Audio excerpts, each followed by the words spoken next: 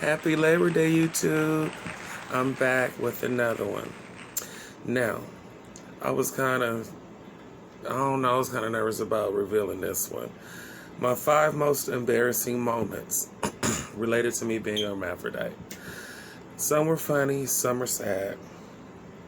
But I will be sharing these moments with you, and hopefully you can enjoy them. Okay? Or relate to them.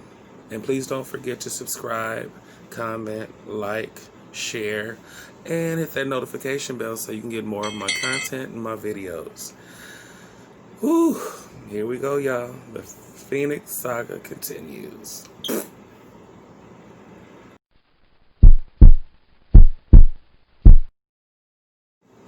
All right, y'all, here we go. My 5 most embarrassing moments. Ooh, as a hermaphrodite. Okay, number 1.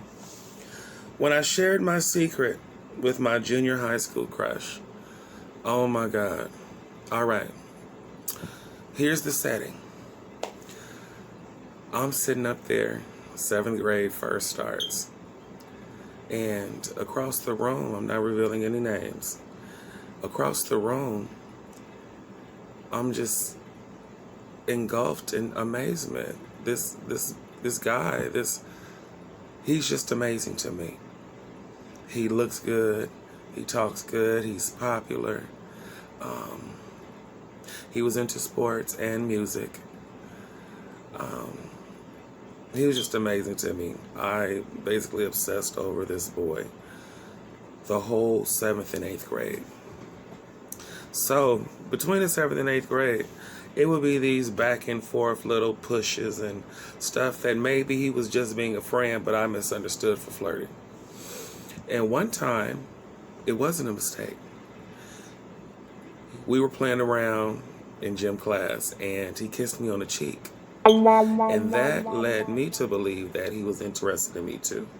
Me being very young and naive, I'm thinking in my head, maybe he does like me, maybe I can trust him. So I go forth into telling him the last day of school of the 7th grade. Keep in mind, we have a whole nother year ahead of us. And I tell him, last day of school in gym class, I have a crush on you. And I explained to him further my situation to where I could understand it at that age. And basically, at my understanding at that age of my situation of being a hermaphrodite, I was basically telling him that I wasn't a boy or a girl. And I liked boys. And I liked him. And it was so innocent. All I wanted him to do was hold my hand and kiss me on the cheek again. And he started laughing and said, "You a faggot. You a punk." And I blamed myself because I shouldn't have said anything to him. But I did. And for the whole 8th grade, I was the faggot and the punk. Very embarrassing. I didn't want to go to school. I was basically to myself a whole lot because my friends didn't want to deal with it, and they were all girls. They were constantly telling me, "Go play with the boys, go play with the boys," as I stated in my last episode. Kept saying, "Go play with the boys," so I was just devastated. Of course, like I said, I gained a lot of weight, ate a lot, couldn't wait to come home and to throw it up. So yeah, but that was episode 2 and 3. But you guys understand the connections now. That was very, very embarrassing for me. Should have never said anything, but like everybody, we hunger for love. We hunger for attention, affection, and acceptance. And I was trying my best to be accepted the way I was, and the world wasn't ready yet. Number 2, having my personal journal read in front of the whole class. I'm not going to say any names, but this was a friend of mine in the past, and we were in the 6th grade. And I had wrote down everything about how I was feeling about my personal private parts and how I hate I couldn't use the bathroom without being teased because I had to sit down on the toilet which I didn't sit all the way down because the bathrooms was nasty. I squatted, but the kids were still wondering why he squats when he pees, and they would throw paper towels at me and wet paper towels and spit at me. I couldn't even use the damn bathroom. It was crazy. People in school are horrible. But anyway, back to the journal. She read my whole journal in class and just read out or loud about my situations and being teased and all of that, and the whole class laughed at me. Recess came, and I was just being teased back to back, over and over again. Well, the teacher took us downstairs and talked to us, and she threatened to tell my mother. And oh my God, you guys could understand why I didn't want my mother to know. If you guys paid attention to my last videos, I explained how my mother would get mad at me and beat me. So I was afraid at this point. I was petrified because it was almost time to go home. My teacher was talking to me and my friend, which I thought was a friend, talking to us about the situation of her reading the diary aloud in the class. So we came to an understanding. She didn't tell my mother, thank God. And it was over with as far as they were concerned because I was still being teased. That followed me over into junior high school. All right, number 2, my father's funeral. This was embarrassing to me on a deeper level. Now, on Bullied and Abused, my video was kind of glitching. It was too loud, then it totally got muted. I don't know what's going on with the video, but I stated in that video that when I was born, my father said I didn't want to eat as a child because of the way I was born. He didn't want me. He didn't like the way I was born. He was threatened by me, and it scared him, and he was confused. Like I said, I forgive him. I made peace with it. So don't blame him for how he was feeling at that time, a 19-year-old playboy who was a womanizer and immature, young-minded, and didn't know about the technologies and the discrepancies of childbirth and the complications. So I don't blame him for that. It hurt, but I don't blame him for that.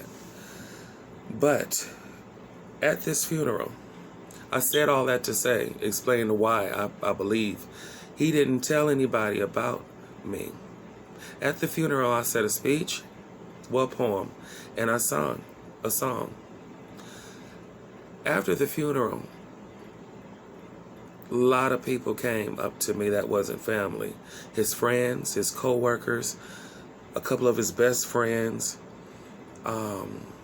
friends from different training things and situations that he was in, and just throughout life, all of the people that he's dealt with came up to me that was not family and said, I didn't know he had a son. He never talked about you. He never acknowledged you. You seem like you're a nice, well-spoken, talented young man. I wonder why he never said anything about you.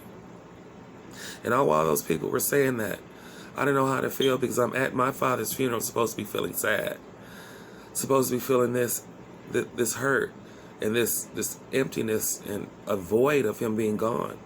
But all I felt was anger and hurt and despise towards him because he never loved me the way I wanted to be loved. I think that's why I had so many men issues in the 5 relationships that I was in. Were horrible, but that's another episode. But yeah, I'll basically telling a speech and saying a poem and crying and singing about my father at his funeral, giving my dedication to him, and everybody, most of the people, I say 80% of the people at the funeral didn't know he had a son. Thanks, Dad.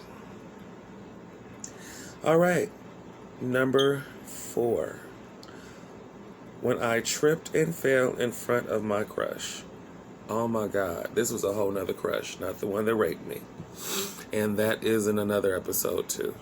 But, stated in my last episode, that crush was horrible. And that happened in my college years. In this episode, this situation, I tripped and fell in front of my crush. It was my birthday. My friend and her man was there. And me and my man was there. My crush. And we have all this food in our hands. And we're walking up the stairs. And for some reason, I lost my footing. And I fell up the stairs. Completely up the stairs. I don't know how you fall upstairs. But the way I fell was so funny because I'm so greedy. I'm holding all the food in my hands and never dropped one morsel of food. I was so embarrassed to where I didn't say nothing for like a whole hour. I just held my head down and they laughed all for the rest of the night. I think they would probably still laugh today if they saw this video and thought about the moment. That was funny, I admit. Okay, number 5. My first day as a waiter. This was crazy.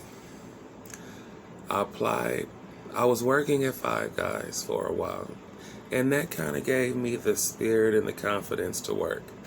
And then I started working at this other place downtown, and I'm so nervous that my first day, I kind of remember everything that's going on, and everything that I was trained, but my first day, my pants were too tight. I gained a little weight. And there was a little crack in the middle of my pants, a little tear, but I had no knowledge of it.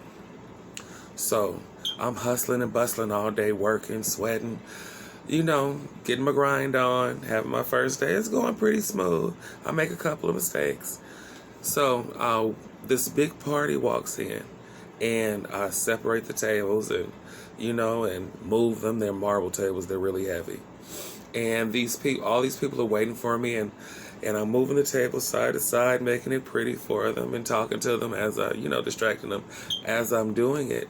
And I drop the menus on the floor, on the ground by accident. I've been down to pick up to get them, and my pants completely split. And if anybody knows me know why I was so embarrassed. I guess I confessed it to the world. I confessed everything else. I wasn't wearing any underwear. Now, I do be fresh. I take drastic measures to be fresh. So, I'm not stinky, but just the fact that I'm still embarrassed now. Okay, just the fact that I wasn't wearing any underwear and my pants split. I didn't know what to do. I dropped everything else I had in my hands. The napkins, the glasses, and I ran to the bathroom. And I stayed in there for like 20 minutes. I didn't know what to do. And my friend came to the door. She is so sweet. I can't reveal names. I wished I could, but she was a sweetheart. She really helped me through that. She came to the door and said, "Let me in." I let her in and she talked to me. I was crying and stuff. And then we started laughing. It was a laugh and a cry situation. I didn't know what to do. When I came out, the whole restaurant started clapping. I don't know why they were clapping, but I'm glad that everybody found it funny. Those are my 5 top most embarrassing moments. And I guess since I have a little extra time, here's a bonus, number 6. And this was not for me to even plan to say this. Oh my God. I had a stinky moment at church. I was 10 years old. And at that time, like I said in my last videos, I had an eating disorder. And I would steal laxatives out the refrigerator. Mind you, that Friday night, my uncle had came from the fish factory and brought me all of these fish backs that was fried, and fried shrimp, and French fries, the big steak fries with the salt on them. Oh my God. My mouth watered, I'm sorry. Just like Wendy Williams, I just swear it's like she's my auntie in my head. Because every time I talk about food, my mouth starts watering. But anyway,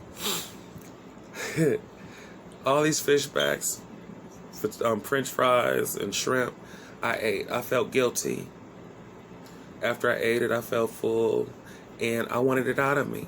So I went in the kitchen and ate all of these laxatives. I ate about four of those small squares, so you can imagine what happened next. I took the 4 squares about 5 o'clock that morning, on 5 o'clock Sunday morning. I don't know why I did that, because knowing I had to be at church at 10 o'clock. So I took them, and when I got up, Chris, get up for church. That's after I ate all that food, and then took the laxatives. I got up for church, and my stomach was just bubbling and bubbling. And I'm like, oh my God, my stomach bubbling, Mommy, I can't go to church. She said, you get your butt up for church and blah, blah, blah. You should have stayed up all night playing that game. So, I get dressed, and I'm getting ready to go to church. I get in the bus with my family. We had a little church bus we get in, because it was all my cousins. It was a lot of us. And we in this church bus, and we were singing. We were in the choir, and we had our own little personal family church, and it was fun. I enjoyed it. So we at church, stomach bubbling. Choir starts singing. We're singing in the choir, and stomach still bubbling while I'm in church. Okay, I'm coming off down from the balcony, from the stairs, from the choir stand, and we go sit down in the church, and we listen to the preacher preach. I'm laying down because my stomach by now is just exploding inside of myself. I don't know what to do. I'm trying to concentrate on not passing gas, because I know if I pass gas, it's going to stink. So I'm sitting there just rocking back and forth, looking like this. You can imagine. Oh my God. So the preacher finally stops preaching and gives the offering. So that means we have to get up and walk around. Mind you, I'm holding all my life inside my stomach.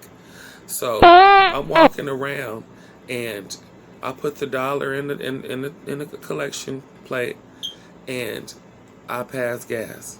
Why did I do that? And keep in mind that my cousin had to use the bathroom too. He had to pee. So he's in the bathroom peeing, and I didn't know this at the time. So I clutch my cheeks, and I run to the bathroom while church is still in session. I'm bamming on the door. Can't reveal any names, so I'll just say cousin. Cousin, oh my God, cousin, I gotta use the bathroom. Oh my God, I gotta use the bathroom. I'm knocking on the door, bamming. I'm loud because the door, like you see my mirror in the back, that's how close the church door was behind me. The bathroom door was right ahead as I'm standing in front of this camera, videotaping myself. This is the church door. So you can imagine that the whole congregation heard me saying, oh my God, cousin, it's coming out. It's coming out. It's running down my leg. Oh my God. It was just too late. So I just completely let go and just started crying. So I'm standing there crying while they're giving the benediction in church, singing, oh man. They coming out of the church. They said, let the church doors open.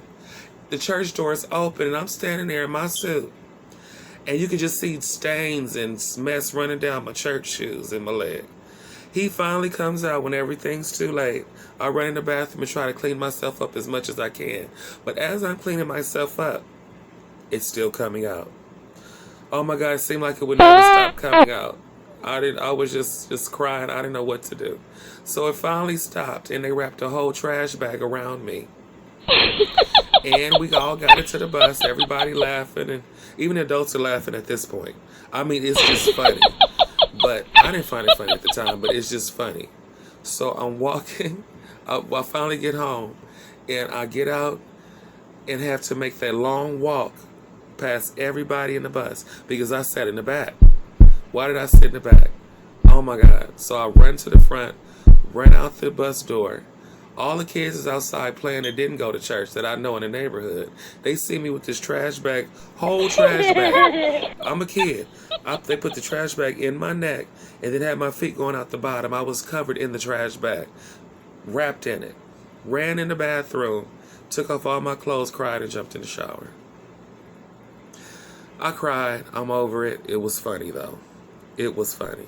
So those are my, well, I said 5, but ended up being 6 most embarrassing moments in my life. Hopefully you laughed. Hope you didn't cry too much with me. And I love you all for free. Thank you for listening to me and enjoying my videos and my content. I love you all, seriously, for free.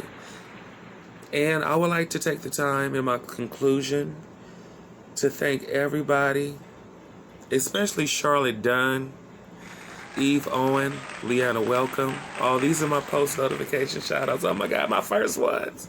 Okay, yeah. You guys, Dreana, Gabriel, Dee Dee, William Gabriel, all of you all, Charity Maxwell, and anybody I forget to mention, I thank you guys so much. Oh, and Sexy Sean Ray. My cousin Slow Motion, all of you guys, even my sister Angelique, I thank you guys so much.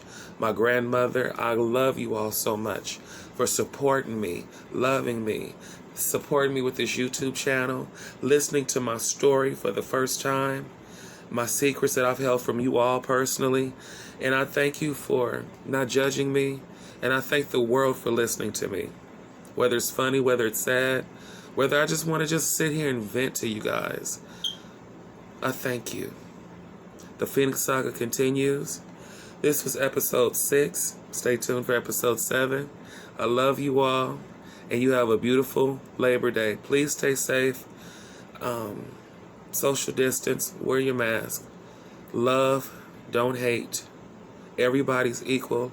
We're all the same. We all bleed red. Regardless of the color of our skin, we are all the same. It's only one door in heaven to get into. And it don't go by color, religion, or sex, or politics. It goes by your heart, who you are inside.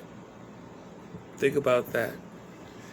Until next time, Phoenix Saga continues. I'm gone.